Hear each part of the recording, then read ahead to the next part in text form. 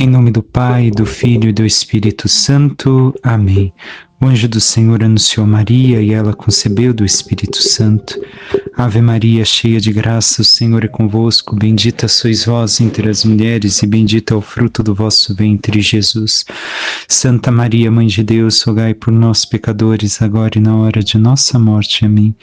Eis aqui a serva do Senhor, faça-se em mim segundo a vossa palavra. Ave Maria, cheia de graça, o Senhor é convosco. Bendito sois vós entre as mulheres e bendito é o fruto do vosso ventre, Jesus.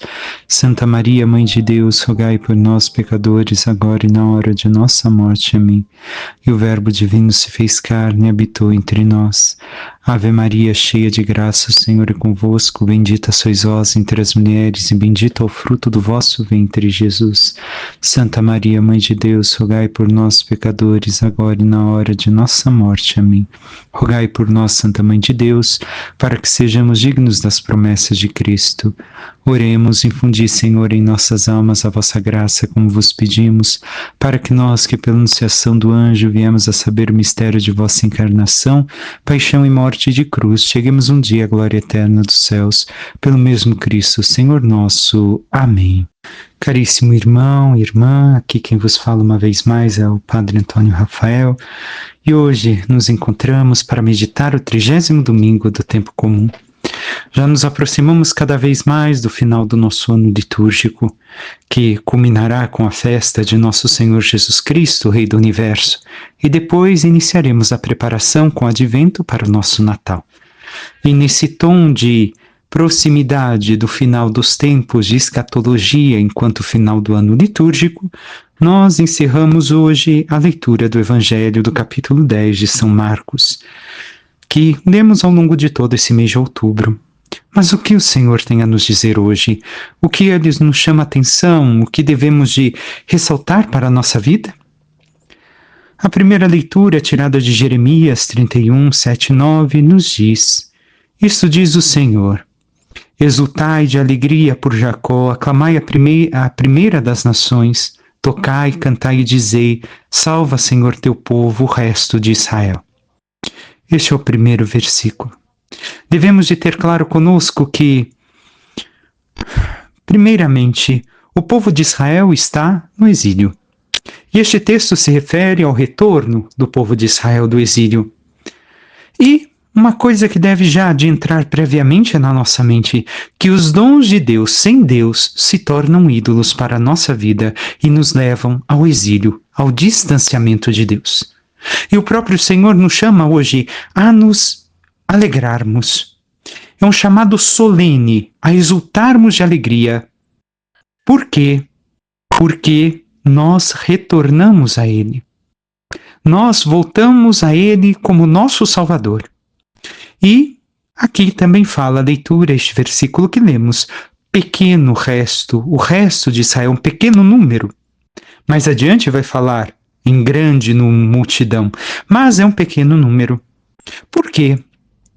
Porque nem todos aqueles que se colocam no exílio, que se encontram no exílio, retornam à terra que deixaram. Retornam ou caminham à terra prometida. Esta leitura, como vamos continuar lendo, nos mostra uma experiência do êxodo para o povo de Israel, onde viveu o amor e a proteção de Deus, que nós também devemos de viver em nossa vida. E para isso devemos de reconhecer que nós estamos exilados, como rezamos no Salve Rainha, exilados filhos de Eva. Se não temos esse reconhecimento de nós mesmos, que estamos exilados da verdadeira pátria a qual pertencemos, que é o reino dos céus, nós não compreenderemos que devemos de retornar ao Senhor, de buscá-lo como nosso Salvador e de experimentarmos neste êxodo, nesta caminhada rumo ao céu, o amor e a proteção de Deus. Temos primeiramente reconhecido que somos exilados. Temos reconhecido que os dons que Deus nos dá devem de ser vividos com Ele para não se tornarem ídolos em nossa vida e nos destruírem. Temos exultado de alegria para caminharmos rumo ao Senhor, até mesmo no dia de hoje, em que somos chamados à missa, a estarmos na presença do Senhor nosso Deus, da Santíssima Trindade, com os nossos irmãos na fé. Fomos com alegria ou foi para nós, está sendo para nós o ir à missa, quem ainda vai no dia de hoje, um peso, um cumprir um preceito, um bater um cartão. Não deve de ser assim. Deve de ser um exultar de alegria, porque estamos indo ao encontro do Senhor e nos preparando ao verdadeiro encontro que virá na eternidade. Continua a leitura. Eis que os trarei do país do norte e os reunirei desde as extremidades da terra. Entre eles há cegos e aleijados, mulheres grávidas e parturientes, são uma grande multidão os que retornam. Devemos de ter claro aqui a ligação desde já com o Evangelho. Já iniciou a ligação com o primeiro versículo, mostrando este exílio, essa tristeza, este problema que nós criamos ao estarmos exilados, distantes de Deus, com uma vida distante dele, sem uma intimidade verdadeira. Mas nos mostra que, entre eles há cegos e aleijados. Hoje, o Evangelho nos mostra, como comentei semana passada brevemente, o cego Bartimeu. Então, cegos e aleijados, mulheres grávidas e parturientes. Por quê? São pessoas fracas. É um sinal de um evento miraculoso que o Senhor realiza. Não são os poderosos, os robustos, os fortes para a guerra que voltam para a terra. Não. A maior parte são os fracos. Mas são também os anauim, que tantas vezes meditamos. Aqueles que são rejeitados pelo mundo, mas amados por Deus. São aqueles que, rejeitados pelo mundo, porque rejeitam as coisas do mundo, porque não apoiam a sua vida nas coisas mundanas, nos prazeres terrenos, nas seguranças que o mundo dá, como também a questão financeira, a questão do poder, mas sim se apoiam em Deus porque têm em Deus a sua única força e segurança. São estes os que retornam. E continua a leitura nos mostrando: eles chegarão entre lágrimas e eu os receberei entre preces. Eu os conduzirei por torrentes d'água, por um caminho reto onde não tropeçarão, pois tornei-me um pai para Israel e Efraim é o meu primogênito. Por escolherem o Senhor, por continuarem este caminho com Ele e caminharem neste caminho de salvação que Ele guia neste momento da leitura, eles que caminharam entre lágrimas serão recebidos com preces e terão no meio do deserto torrentes de água, recordando mais uma vez, como disse, a experiência do Êxodo. Deus que não os abandona. E água, recordemos aqui, água viva, o próprio Espírito Santo. E Ele guiará por um caminho reto. Aqui mostra a facilidade de caminharmos, de marcharmos no caminho de Deus, pois Ele aplana tudo para que caminhemos nos seus caminhos. É óbvio que quando estamos distantes de Deus e vivemos uma vida tão habituada às coisas do mundo ou ao pecado, no início é difícil, mas quanto mais nos aproximamos do Senhor, quanto mais vivemos a intimidade, a vida de oração, buscamos os sacramentos, cada vez mais se torna fácil. E isso quem nos dizem são os santos. Eles são os nossos modelos. Eles nos mostram que também tiveram esta passagem e que a marcha se tornou fácil à medida que se abandonaram nos braços de Deus, sendo o verdadeiro anauim, colocando toda a sua confiança no Senhor. E nós temos sido os pobres do Senhor, os anauim, que rejeitamos apoiarmos nas coisas do mundo para nos apoiarmos somente em Deus. Não que abandonamos as coisas, tudo aquilo que necessitamos para viver, devemos de obter, devemos de conquistar, mas são coisas secundárias. Em primeiro lugar está o próprio Deus. Ele é a nossa segurança, o nosso refúgio, e tudo mais vem após Ele. É assim a nossa vida. Temos caminhado na santidade ao longo dessas semanas, onde já se aproxima a escatologia, o final dos tempos, do ano litúrgico. Temos caminhado no caminho que o Senhor nos propõe e nos chama a viver? Ou temos abandonado este caminho e vivido para nós mesmos? Seguimos com o Salmo. Maravilhas fez conosco o Senhor, exultemos de alegria. Diz o refrão. Mas todo o Salmo fala justamente dos cativos reconduzidos pelo Senhor, pela alegria que sentem em sua vida. E o Salmo nos mostra a alegria de voltar do desterro, E a mudança de sorte, por 2 vezes o Salmo fala em mudança de sorte, só uma vez está escrito, mas no texto original, 2 vezes aparece a questão de mudança de sorte.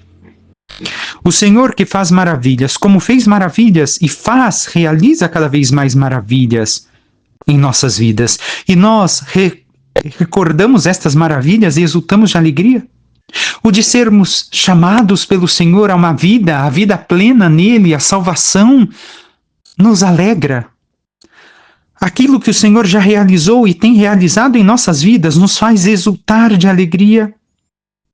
E encerra o Salmo: chorando de tristeza sairão, espalhando suas sementes, cantando de alegria voltarão, carregando seus feixes. Como o povo de Israel, que saiu chorando para o exílio, mas voltou alegre para a terra prometida, para a terra que lhes pertencia.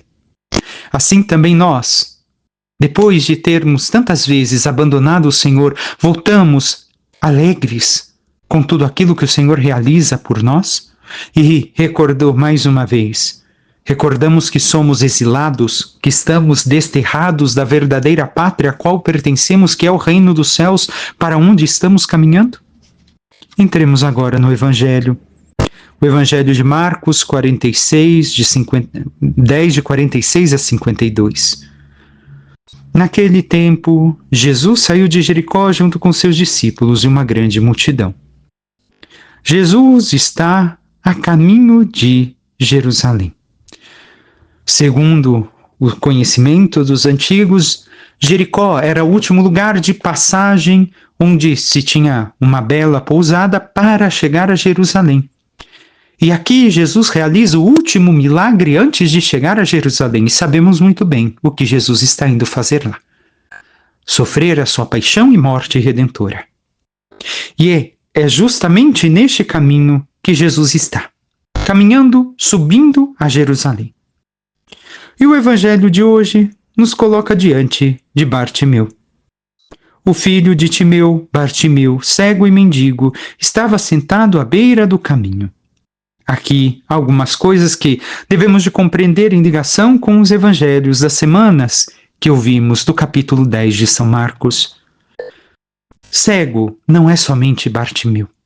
Cego são os fariseus, os mestres da lei, o jovem rico e também os apóstolos. Os discípulos do Senhor são cegos, porque não veem, não compreendem os caminhos do Senhor e aquilo que o Senhor está lhes dizendo. Todos eles são cegos.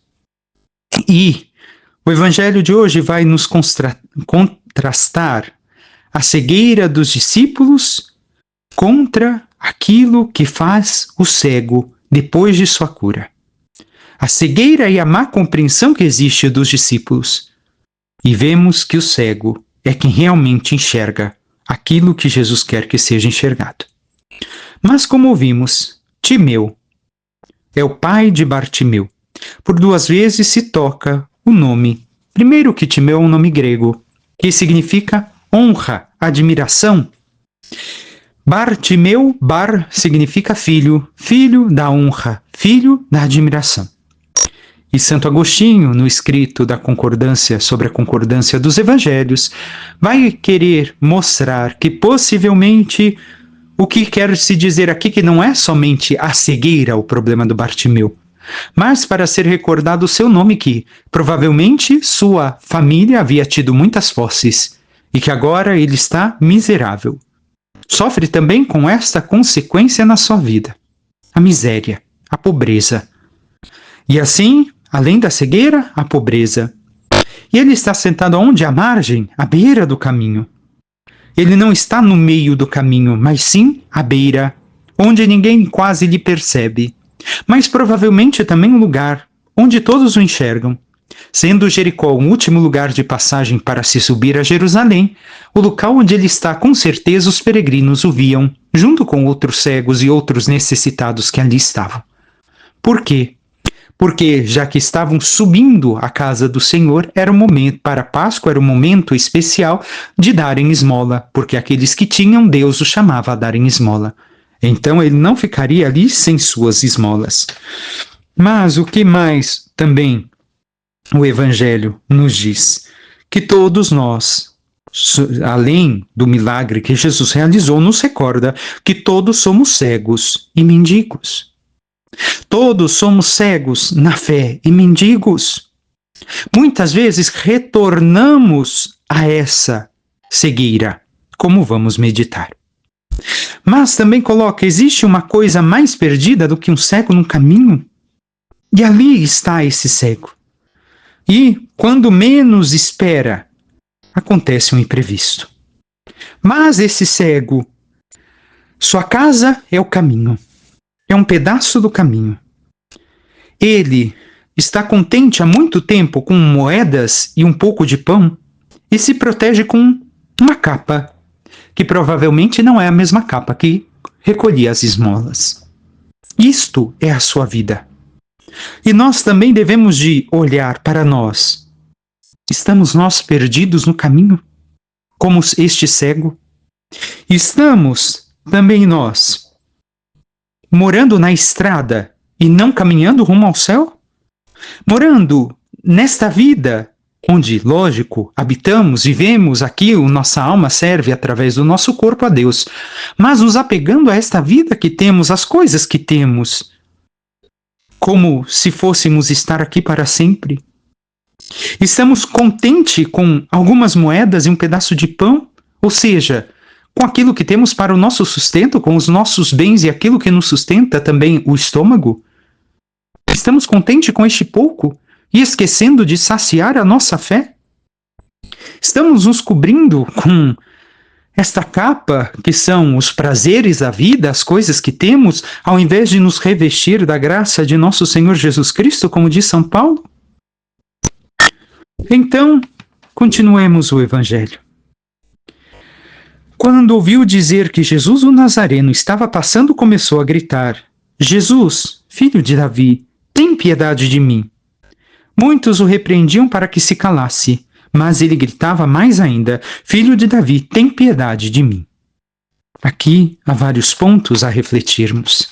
Como disse, o Evangelho cada vez mais nos leva a aprofundar e a meditarmos tantas coisas.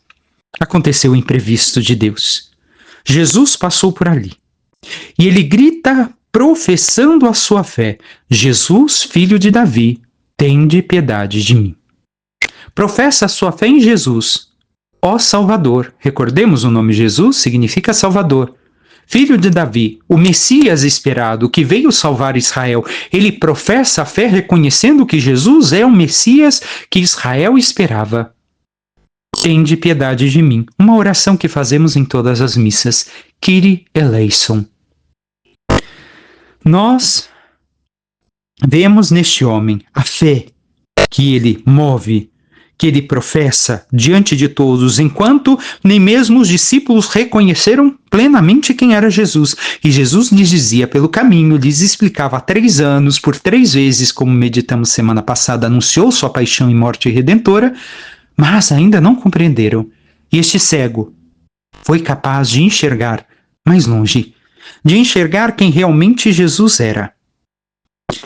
E faz esta oração, que no Peregrino Russo se torna, no livro Peregrino Russo se torna uma oração que eleva realmente a profundidade a uma mística, e que muitos rezam. Nós temos rezado diante de Jesus? Temos pedido a ele aquilo que este cego pediu: tende piedade de mim? Sabemos quem nós somos? Porque se não sabemos quem nós não somos capazes de pedir ao Senhor que tenha piedade de nós. Não é pela situação que estamos passando na vida. As intempéries da vida, as tempestades acontecerão. Mas, realmente, quem nós somos? O que estamos passando espiritualmente, dizendo aquilo que o Senhor vê em nós? Nós temos reconhecido quem nós somos e pedido que o Senhor tenha piedade de nós? As pessoas, como vamos continuar a leitura, fazem barreira. Mas quem são essas pessoas?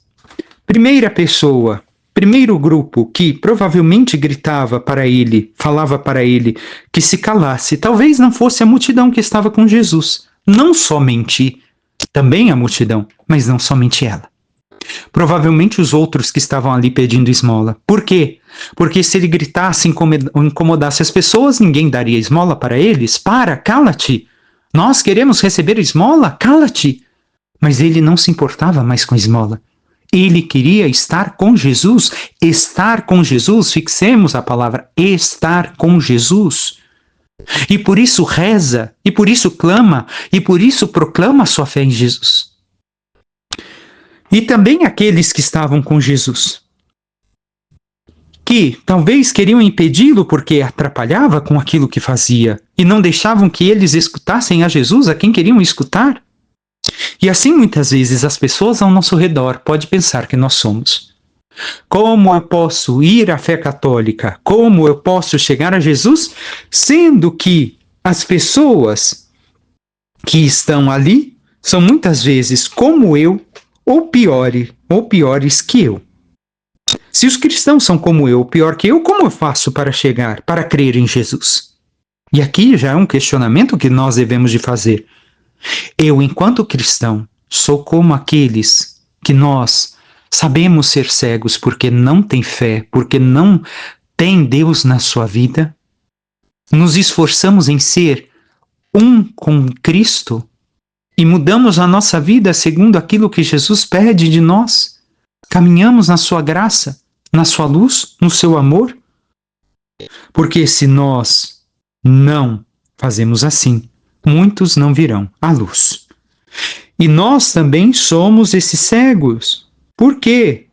Porque na antiguidade, aqueles que recebiam batismo se chamavam iluminados. Então, a luz da fé que ilumina os nossos olhos, que ilumina aquilo que devemos de verdadeiramente enxergar. Os olhos nossos foram abertos no batismo, são abertos na confissão sacramental com o sacerdote, são abertos na escuta da palavra de Deus, mas depois, por tudo aquilo que fazemos ou que deixamos de fazer, nossos olhos da fé se escurecem. Nos tornamos cegos outra vez. Nós devemos então de fazer todos esses questionamentos a nós. E devemos de ver, primeira coisa, se Bartimeu significa filho da honra, da admiração, se vivemos da honra, da admiração, das coisas, do reconhecimento deste mundo, nós nos tornamos sempre cegos. Sempre. Todos temos um pouco de cegueira em nós e devemos de reconhecer que temos um pouco de cegueira em nós. Não mintamos para nós mesmos. Mas ainda vai ter uma outra questão, uma virada de chave no próprio nome Bartimeu, deste homem que pediu com fé a Jesus. Então Jesus para de caminhar para Jerusalém e disse: chamai-o. Envolve todos aqueles que estavam com ele para que chamem a este cego. Eles o chamaram e disseram: coragem, levanta-te, Jesus te chama. Primeira coisa que nós devemos de ter, o olhar para nós, devemos de ter coragem mesmo em meio a tudo aquilo que passa em nossas vidas. Nós não podemos perder a coragem, mas devemos de continuar com ânimo, com coragem, apesar de todas as intempéries e dificuldades que passamos. E temos tido esta coragem? Segunda questão, levanta-te, move-te. Não deve de ficar sentado onde está. Como a conversão de Mateus, que estava sentado no seu pecado e se levantou e seguiu a Jesus. Também nós devemos de nos levantar como Bartimeu, sair da situação que nos encontramos, que nos pusemos e que é distante daquilo que Deus quer. E caminhar ao encontro de Jesus, mesmo que cegos. Mesmo que a nossa oração ainda seja simples, não seja uma oração profunda, devemos de levantar, de sair do comodismo de nossa vida. Mas nós temos feito isso? Ou estamos permanecendo cômodos na vida que levamos e não temos nos levantado e saído da situação que nos encontramos? Jesus te chama. Vocação. Todos somos chamados por Jesus. E assim, Correspondemos à vocação, ao chamado de Jesus para a nossa vida? Em segui-lo, em servi-lo, em sermos fiéis à vontade de Deus? E devemos de ver aqui também, o tempo perdido de Jesus deve de nos fascinar, porque é diferente seu estar do meu fazer, do teu fazer. O que importa é estar com Jesus. Recorda do verbo que ainda há pouco falei? Estar com Jesus. Jesus quer estar com o cego. Não quer fazer algo. Ele quer estar. Nós queremos estar com Jesus como este cego? Ou nós queremos fazer? Não é somente de obras. A fé não é movida somente pelas obras. A fé e as obras caminham juntos. A fé me impele às obras. Porém, a fé é estar com o Senhor. É ter intimidade com Ele. É perder aos olhos do mundo o meu tempo com Jesus. E nós temos tido esta perca de tempo aos olhos do mundo para estarmos com o Senhor. Porque o estar é muito mais do que o nosso fazer. Ou nós não temos tido tempo para estar com o Senhor e só temos tido tempo para fazer.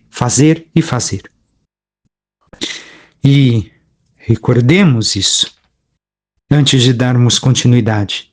A oração de Bartimeu não foi Senhor, cura-me, Senhor, eu quero, Senhor.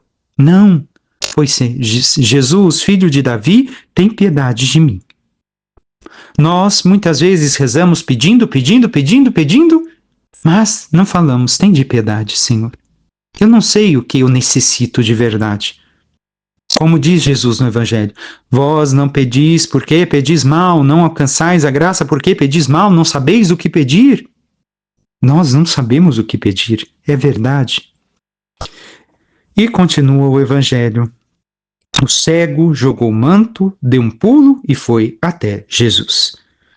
3 ações faz este cego. Joga o manto. Qual manto? O manto da sua segurança. O manto onde recebia justamente as esmolas, onde estavam suas moedas. Ele nem quer levar com ele. Ele joga tudo aquilo que era segurança na sua vida para encontrar-se com o Senhor, para encontrar-se com o Messias, o Salvador. Nós também temos feito esta experiência em nossas vidas, de abandonarmos as seguranças deste mundo, mais uma vez, repito, para colocarmos a nossa segurança em Deus. E, mais uma vez digo, não interpretem mal, não é abandonar meu emprego, minha família, não. Tudo aquilo que eu coloco em primeiro lugar, tenho abandonado como segundo lugar para ter Deus em primeiro. Porque muitas vezes a segurança é a família, é o dinheiro, são os prazeres, o reconhecimento, etc., cargos. Cada um sabe o que é. Temos deixado estas seguranças para irmos ao encontro do Senhor? Temos pulado, ou seja, o entusiasmo de escutar o Senhor de perto, de estarmos com Ele, mais uma vez, estar com Ele, escutá-lo de perto, escutá-lo ao pé do ouvido. Este é o entusiasmo que existe em nós. O entusiasmo de irmos à igreja, de estarmos diante do sacrário, de estarmos diante do Santíssimo, de estarmos em oração diante do Senhor na Santa Missa. Existe esse entusiasmo? Ou vamos empurrando com a barriga a nossa fé? E ainda seguiu Jesus. Ele vai encontrar Jesus, mas ele vai seguir Jesus. Aonde Jesus vai? Que nós bem sabemos para onde Jesus está indo. Enquanto os 11 discípulos dos 12, somente um vai aos pés da cruz, este cego, o Evangelho vai nos dizer que estará lá. Acompanhará Jesus até o fim. Então Jesus lhe perguntou, o que queres que eu faça? Parece para nós uma pergunta óbvia, mas não é óbvio. Não é óbvio essa pergunta. O que eu quero? Jesus pergunta para nós, e esta pergunta ele dirigiu semana passada aos apóstolos, recordamos? Que um sente à tua direita e outro à tua esquerda. Não compreenderam nada. Ao cego, ele pergunta mais uma vez, o que queres que eu faça? E ele vai declarar o que quer em sua vida. Mas antes de entrarmos no que segue, nós sabemos o que queremos? Porque ele vê da perspectiva de Deus. O levantar-se é o verbo da ressurreição utilizado. Ele começa a ver, mesmo cego ainda, da perspectiva de Deus. Mas a pergunta não é óbvia. O que eu quero? Nós devemos e necessitamos tomar consciência do que pretendemos, das nossas indigências, das nossas reais necessidades. E reais necessidades não é as coisas materiais somente, mas aquilo que estamos precisando para nos salvar, para ir para o céu. Assim, nós ajudamos Jesus a nos ajudar, a nos curar, a realizar a sua obra. Mas para isso nós necessitamos rezar que o Senhor tenha piedade de nós, pedir que o Senhor aumente a nossa fé, ter intimidade e oração diária com o Senhor, porque nós não sabemos o que pedir. O próprio Senhor diz: pedi e recebereis. Mas quando nós sabemos, temos consciência do que pretendemos, das nossas indigências e das nossas verdadeiras necessidades. Nós temos consciência de tudo isso? Através da oração, já estamos neste caminho ou temos que avançar ainda muito mais? E ele responde ao Senhor: Mestre, que eu veja de novo. Ele não é um cego de nascença. Ele enxergava antes. Ele já enxergou na sua vida, e alguns comentadores dizem que provavelmente é o mesmo cego que foi curado no capítulo 8 do Evangelho de São Marcos.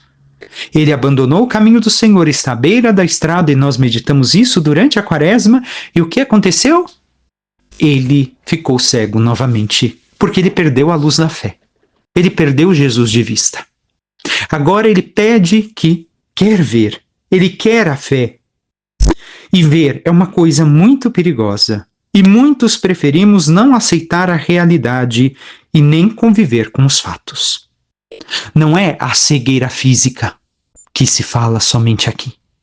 Mas o ver que acabei de colocar é ver os fatos, ver a realidade, ser realistas de quem somos, de quem devemos ser diante de Deus, do que Deus espera de nós e daquilo que não fazemos. Nós temos consciência e queremos ver verdadeiramente e realizar aquilo que Deus pede de cada um de nós? Todos, sem exceção, precisamos ver. Mas queremos? Perdemos o medo desse perigo que enxergar, que ver nos traz?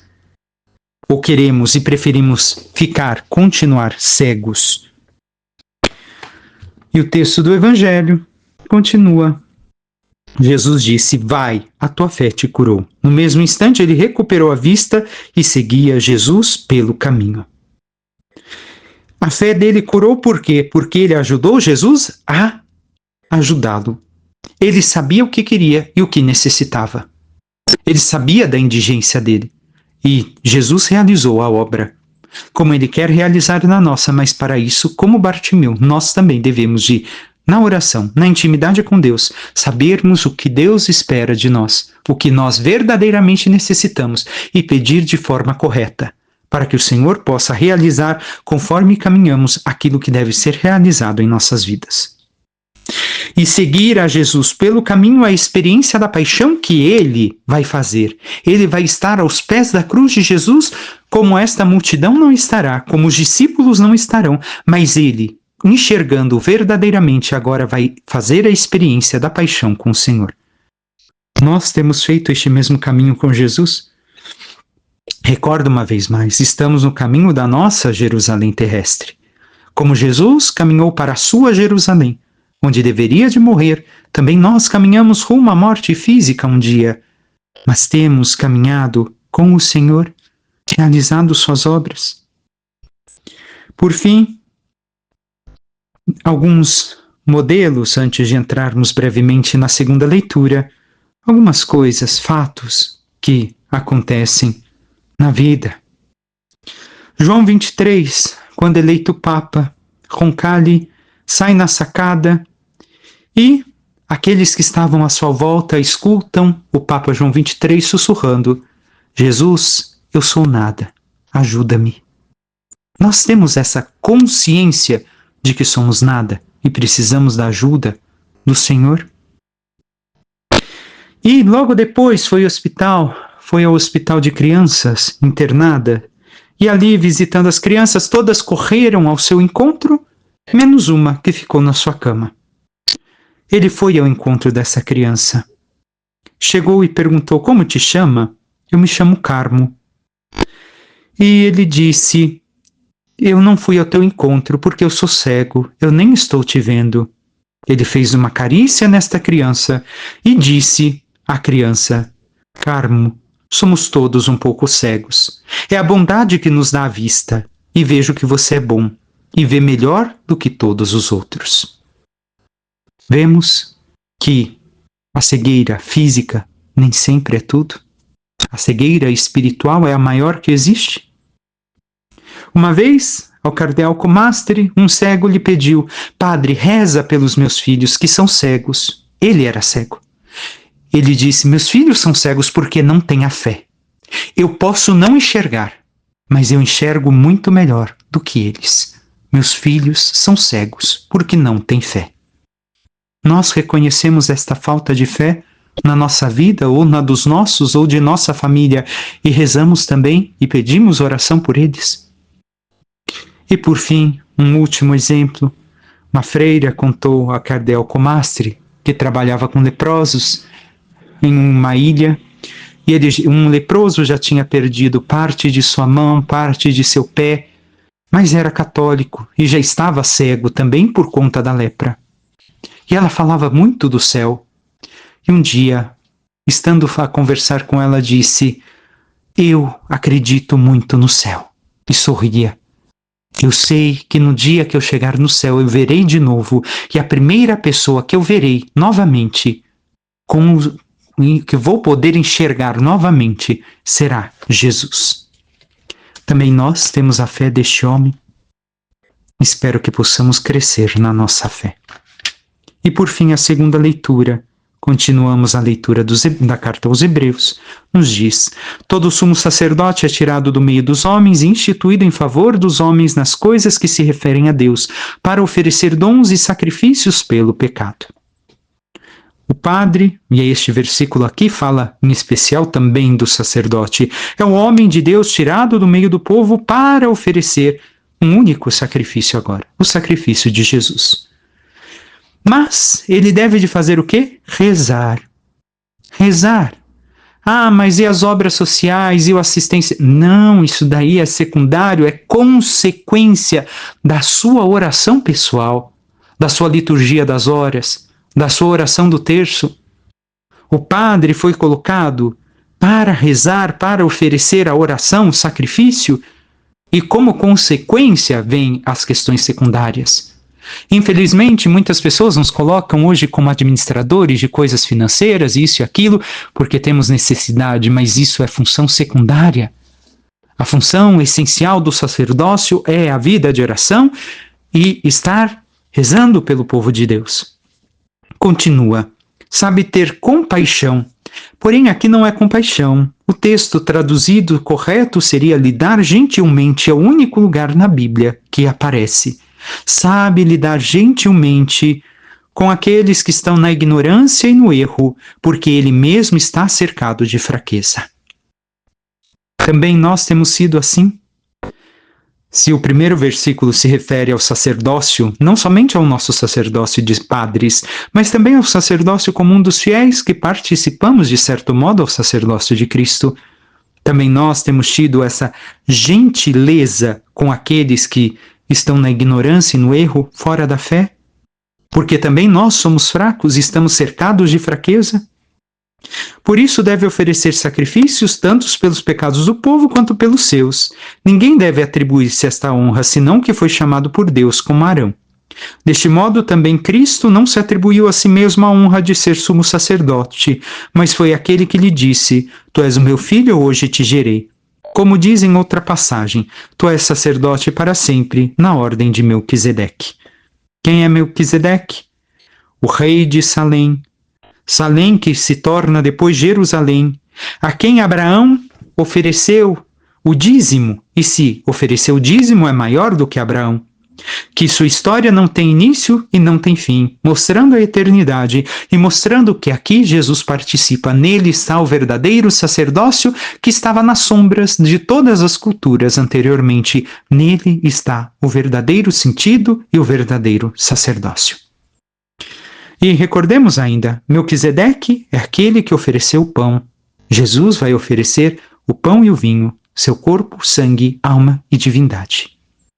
Também nós em Cristo participamos oferecendo nossa vida no altar em cada missa e morrendo com Ele dia após dia para vivermos aquilo que o Senhor nos chama a viver, a estarmos com Ele, a vida nele. Que possamos assim realmente realizar as obras de Deus, realizar o seu chamado em nossas vidas, para um dia participarmos da sua glória. Peçamos à Santíssima Virgem Maria, nossa Mãe, que interceda por cada um de nós e nos ajude a estarmos sempre atentos à voz de Jesus quando passa em nossas vidas, para que assim possamos cada vez mais rezar e chamá-lo para nos curar de nossa cegueira e nos coloquemos a caminho, realizemos as obras que nos conduzem ao Senhor para assim sermos verdadeiramente curados e cada vez mais vivendo nele e caminhando rumo aos céus, possamos um dia merecer participar da sua glória. Louvado seja o nosso Senhor Jesus Cristo, para que sempre seja louvado. Por intercessão da Santíssima Virgem Maria e todos os santos e anjos de Deus, abençoe-vos o Deus Todo-Poderoso, Pai, Filho e Espírito Santo. Amém.